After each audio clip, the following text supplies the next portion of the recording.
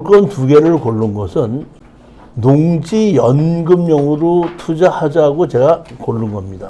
그래서 농지연금에 대해서 먼저 설명을 하고 물건에 대한 설명을 드리도록 하겠습니다. 제일 먼저 농지연금은 60세 이상일 것, 2023년의 경우 63년 12월 31일 이전에 출생하신 분은 연금을 신청을 가능하다 이런 얘기인데, 그러면 63년 이후에 태어난 사람은 안 되냐면 그건 아닙니다. 왜냐하면 내가 농업 경력이 5년이 있어야 되거든요.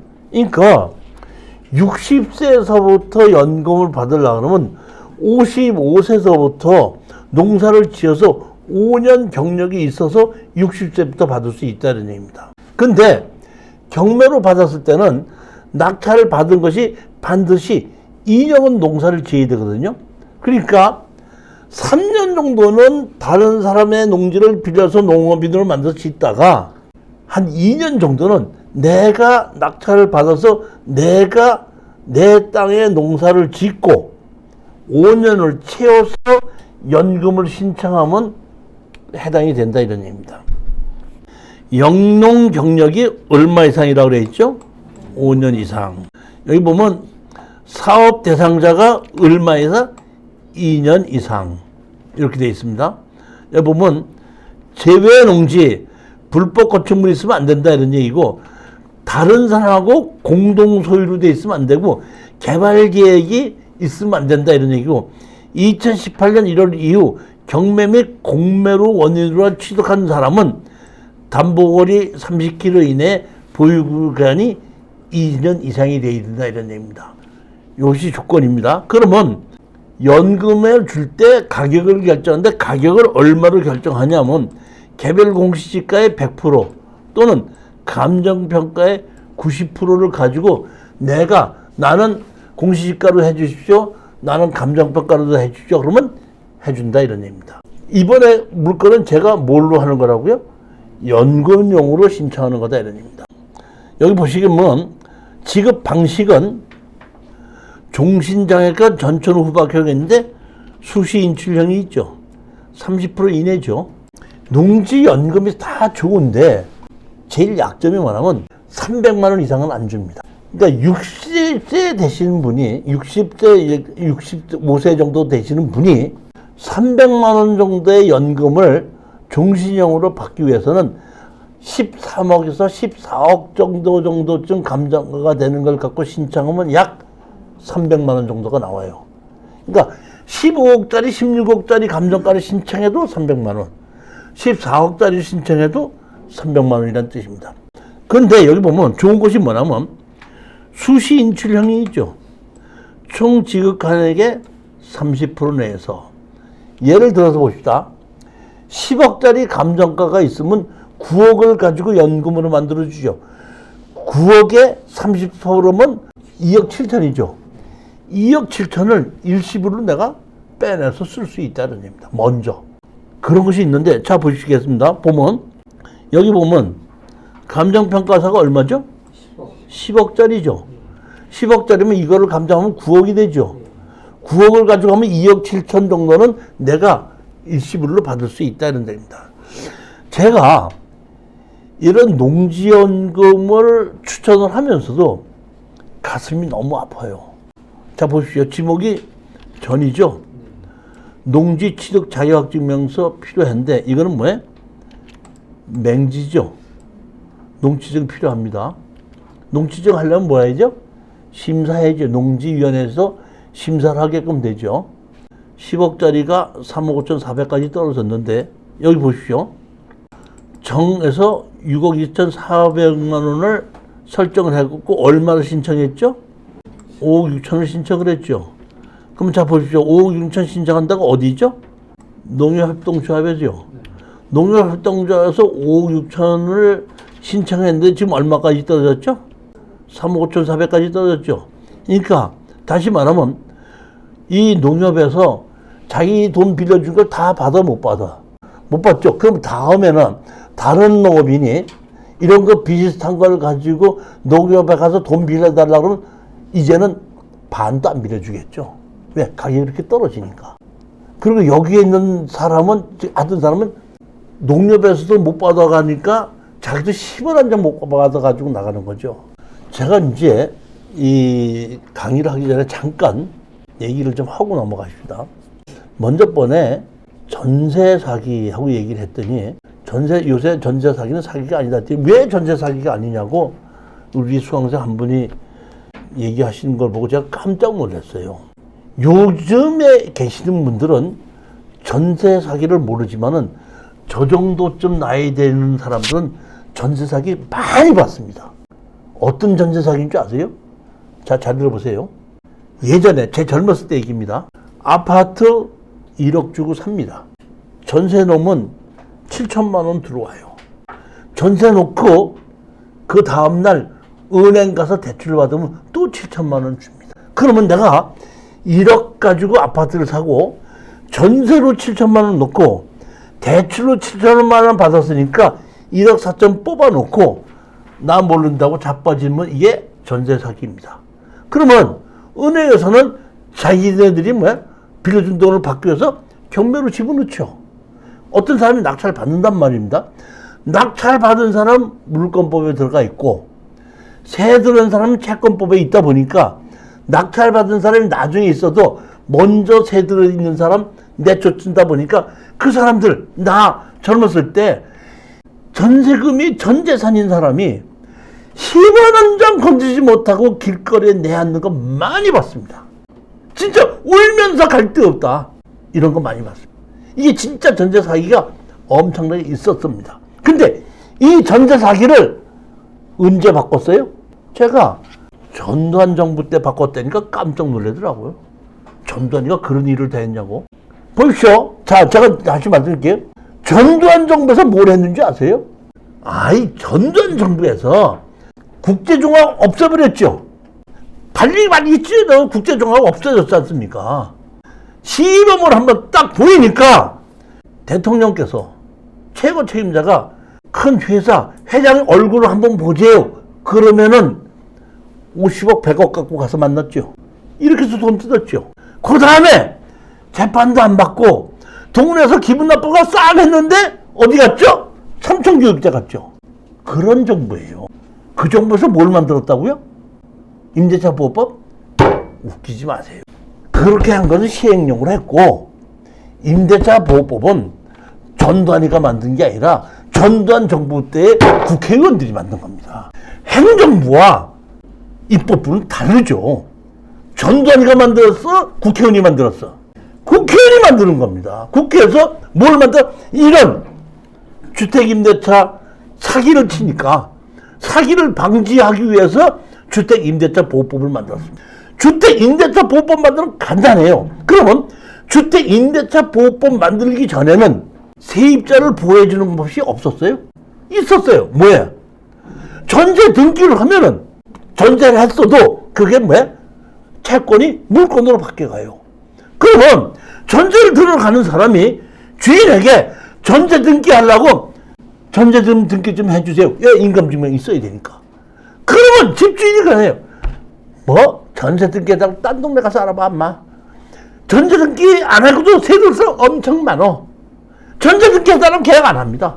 그렇게 해놓고 언제든지 전세금은 다 받아먹고 지가 돈 필요하면 아무 때든지 가서 은행 가서 또 대출 받는 거예요.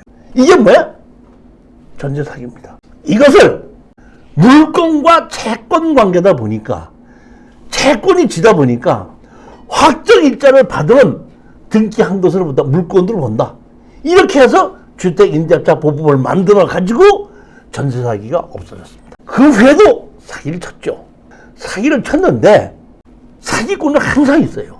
그런데 사기를 쳤는데 피해자는 없는 사기를 친 거야. 왜? 자, 보십시오. 1억짜리 아파트를 가지고 공인중개사가 짜고 여기 돈 비싸다고 얘기해서 1억짜리 아파트를 가지고 1억 2천에 전세를 놓게끔 계약을 한 거야. 그러니까 건물 주인하고 누구하고 중개사하고 짜갖고 1억 주고 샀는데 이거 좀 1억 2천에 전세 놔주면 내가 너 얼마 줄게. 그러니까 1억 짜고 1억 2천에 전세를 놔서 들어갔다 이런 얘기예요. 들어갔는데 2년 지나서 나올 때쯤 되니까 그 아파트가 1억 5천이 돼 있더라는 얘기야. 그러니까 세를 들어갈 때는 사기를 당했는데 나올 때는 해결이 된 거야. 사기꾼이 없었던 게 아니라 해결이 된 거야. 무슨 얘기인지 이해가 가시죠? 그럼 왜 지금은 그 없던 사기꾼이 새로 생겼냐 이거예요. 이해는 간단합니다. 1억 5천짜리 아파트가 급등을 합니다. 2억 5천으로. 2억 5천으로 급등하니까 1억 5천 아파트 2억에 전세를 들어가는 겁니다. 전세를 들어가서 살고 있었는데 집값이 올라간다고 이번에 또 뭐야? 국회에서 뜨법을 만들었어.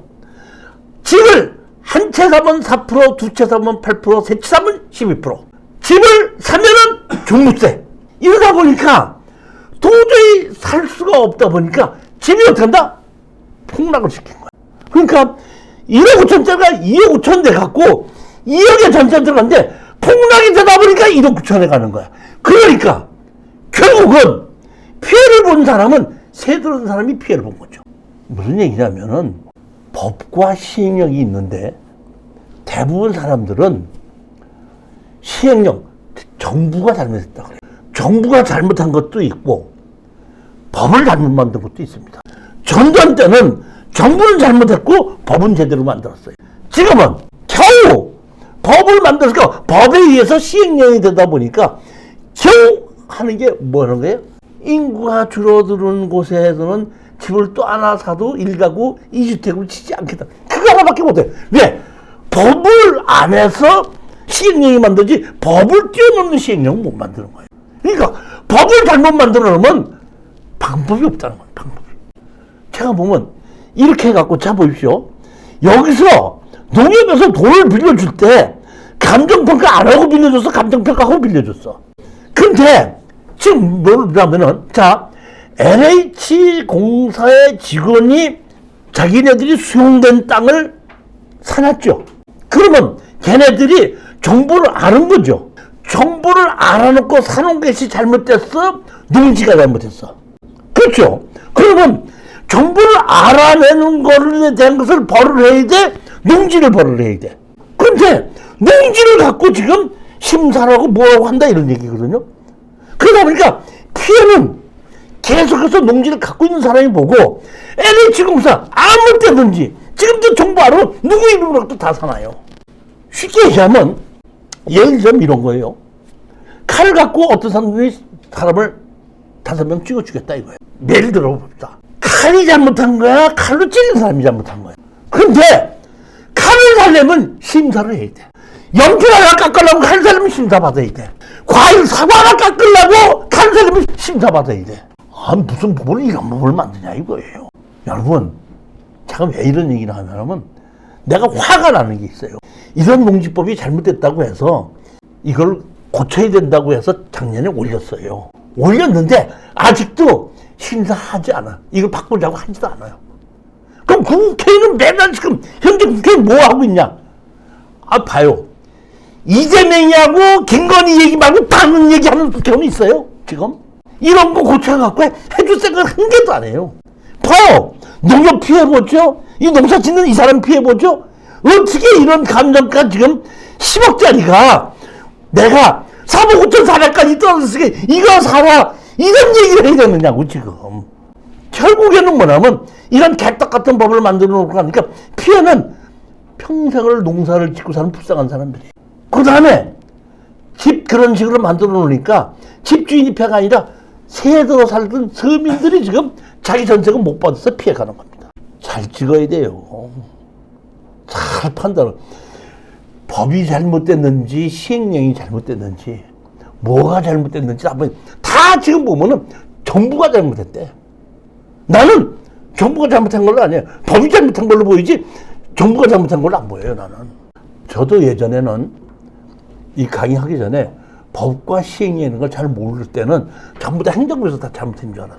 쭉 강의하고 쭉 만들고 법을 갖고 얘기를 하다 보니까 아, 법은 국회에서 만드는 거고 시행령은 그 법의 태도에서 시행령을 만드는 거고 이런 농지법이나 이런 걸 고칠 생각 안 하고 이태원법이나 만들자고 지금 그러잖아요.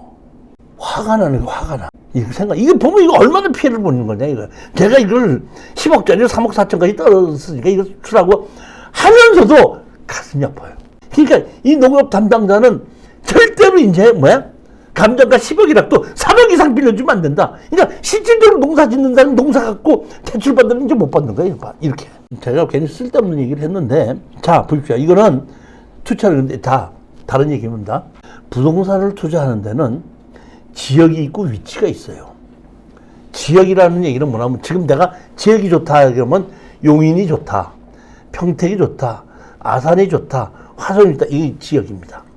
위치는 평택 안에서도 도로가 있는 곳, 도로가 없는 곳, 용도 지역이 농림 지역도 있고 객관리 지역도 있고, 그게 위치예요. 제가 여기 보면 화성 거를 하나 고르고 또 하나는 예산 건데, 화성은 지역은 좋은데 위치가 나빠요. 도로가 없어요. 예산은 지역은 떨어지는 지역인데 위치는 좋아. 도로는 있습니다. 자, 그런데 제가 맹지에 이 농지 잘 안 고르는데 이거 고르는 겁니다.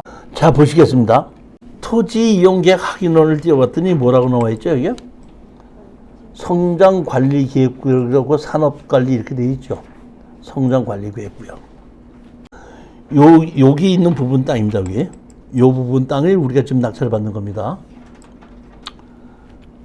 여기하고 여기가 보면은 땅이 어때요? 두 개가? 개발이 좀 되고 있죠. 그렇죠? 그러면 화성시 도시계획조례 보십시다. 성장관리계획구역의 지정 기준 이렇게 되어 있죠. 언제? 개발 사업자와 인접한 지역, 신설 도로 또는 취락지구 주변 지역. 즉, 이 옆에 땅이 뭐가 된다? 개발하고 있다, 이 뜻입니다. 따라서 제가 보기에는 이 옆에 이 국어를 통준해서 이만큼이 개발이 된다 그러면 이 땅도 맹지에다가 4, 5년 후에 개발이 되면은 도로가 만들어질 수가 있다. 즉, 이 얘기는 무슨 냐면 이 화성 땅은, 이 땅은 현재 지역은 좋고 위치는 나쁘지만은 4, 5년 후에는 지역도 좋고 위치도 좋아질 수 있는 땅이 된다. 만약에 안 된다고 하더라도 연금으로 받아도 손해볼 거 하나도 없다, 이런 뜻입니다. 자, 그 두 번째는 이것도 농지연금용입니다. 이거는 뭐예요? 예산업 예산이죠. 예산은 제가 알고 있기로는 인구가 안 늘어나는 곳입니다. 예산에는 덕산 온천인가 있는데 온천 하나 가지고 그 앞에다가 상업지역 만들고 모텔 만들고 음식점 만들었다가 전부 다 팔이 날리고 있는 데가 예산이라는 곳입니다. 그런 곳인데 여기 보면 3,000평 정도가 14억에 나와서 지금 얼마까지 떨어졌죠? 4억 9천까지 떨어지고 그 앞에 여기도 뭐도 있어요? 창고도 하나 지었는데 농업용 창고입니다. 농지에다가 농업용 창고를 줘도 지목이 대지로 바뀌지 않고 그대로 농지이기 때문에 이 전 농지를 이용해서 우리가 연금 받을 수 있습니다. 건축물 관장이 있는데 이게 건축물 관장 보면 뭐냐면 창고시설이죠. 이 보면 뭐로 되어 있죠? 창고시설 이렇게 되어 있습니다. 땅이 이렇게 되어 있는데 여기는 감정평가사가 찍은 평가인데 제가 조사해보니까 이렇게 되어 있거든요. 그러니까 다시 말하면 여기는 땅이 없어지고 이게 땅이 직선으로 바뀌었죠. 여기 도로도 없어지고 이게 직선으로 바뀐 겁니다. 직선으로 바뀌었잖아요. 이렇게 직선으로 바뀌었잖아요. 여기는 이렇게 꼬불꼬불 했잖아요. 직선으로 딱 바뀌고 이거 잘라서 없어졌잖아요. 없어서 직선으로 바뀌었죠. 여기도 이렇게 뿔뚱뿔뚱한데 직선으로 바뀌었죠. 다시 말하면 불합리한 경계를 정리한 겁니다. 그래갖고 이렇게 만드는 거거든요. 그렇게 해서 경계를 나왔기 때문에 평수는 똑같은데 손해 날 건 없다 이런 얘기입니다. 경지 정리가 된 땅이다 이렇게 보시면 됩니다. 그런데 여기 이렇게 돼 있죠? 밭 이렇게 있고 이렇게 있는데 여기는 뭐가 있죠? 도로가 붙어 있죠. 언제든지 할 수가 있는데 예산, 여기 주택 지어서는 안 됩니다. 그렇지만 이 정도의 땅이면 공장 창고 지금 땅입니다. 나중에. 이게 지금은 뭘로 한다냐면은 연금 34%까지 떨어졌으니까 이게 얼마까지 떨어졌죠? 봐요. 얼마까지 떨어졌죠? 34%까지 떨어졌죠? 예, 이것도 34%까지 떨어졌으니까 이것도 뭐야? 연금용으로 투자를 해놓고 상황을 봐서 창고나 공장을 만들 수 있으면 또 감정가대로 대박을 치는 거고, 아니면은 그냥 연금으로 가도 된다는 얘기입니다. 그래서 제가 지금 두 개를, 화성과하고 예산과하고 두 개를 연금용으로 추천한 겁니다. 추천을 하긴 했지만은 이 농지가 이렇게 도로가 없는 그런 땅도 아니고, 위치도 지역도 좋은 곳이 34%까지 떨어지는 걸 보니까 가슴이 아파. 이것도 보면 얼마죠? 지금 10억에서 8억에서 800을 신청했죠. 이것도 뭐야? 얼마야? 4억 9,300. 이것도 다 못 받아가요. 이 사람들도. 이게 또 뭐야? 인주농협협동조합이죠. 이 농협협동조합에서도 이제 또 여기 있는 다른 농지 갖고, 농협에서 다른 농지 갖고 대출해주려면 또 해줄 것 같아, 안 해줄 것 같아? 50%도 이제 안 해주는 겁니다. 이제 법을 좀 고쳐야 될 것 같아, 안 고쳐야 될 것 같아요. 고칠 사람을 찍지라, 이러니. 고칠 사람을 찍어요. 내가 무슨 뭐 정치적인 얘기냐. 이게 누군가 엊그저께 국회의원 출마 신청하면서 나는 누구누구를 지키려고 출마한다고 했는데, 누구누구를 지키려고 출마해야 돼? 법을 새로 만들려고 출마해야 돼. 난 도대체 그 사람들 생각이 무슨 머릿속에 뭔 생각을 갖고 있는지 난 이해가 안 가. 내가 제일 배운 게, 그 사람은 왜 그런 소리를 하냐면 그렇게 해야지 찍어주니까. 그러니까 찍어주는 사람이 잘해. 그런 얘기할 땐 절대 찍어주지 말아야 되는데, 그런 사람을 찍어주니까 문제가 되는 거야. 결국 피해가 그렇게 오는 거예요. 저는 이해관계를 떠나서 서민들에서 열심히 법을 만들고 그런 법을 다 고치는 걸로 연구해서 만들어가지고 내가 이 서민을 위한 법을 만드는데 앞장서겠다. 이런 사람을 찍어줘야지.